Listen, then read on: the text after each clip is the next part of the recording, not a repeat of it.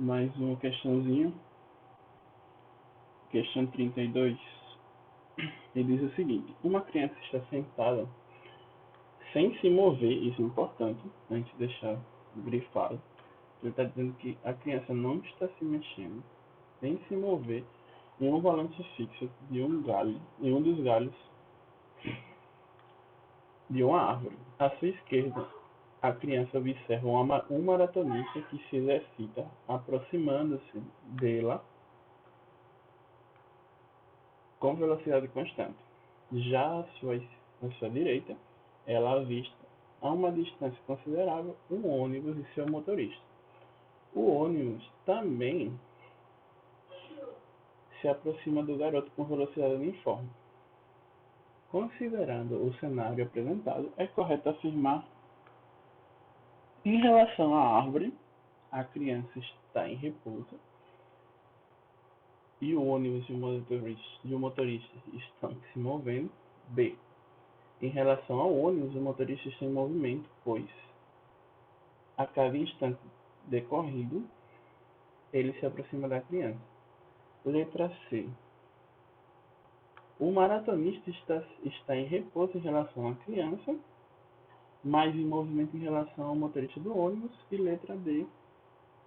O motorista do ônibus está em repouso em relação ao ônibus e a criança mais em movimento em relação ao maratonista. Beleza.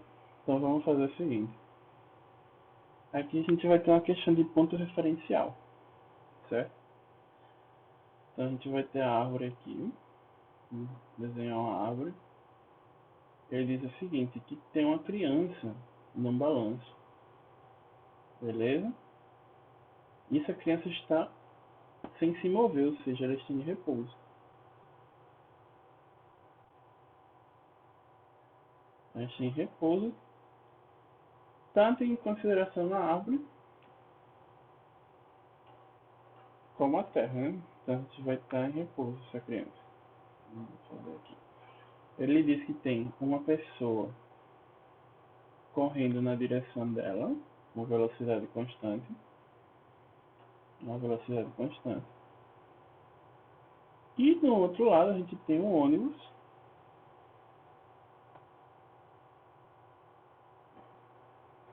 também se mexendo na direção dela com a velocidade. E no ônibus ele vê o motorista. Beleza. Com relação ao ônibus, o nosso motorista ele tem repouso, certo?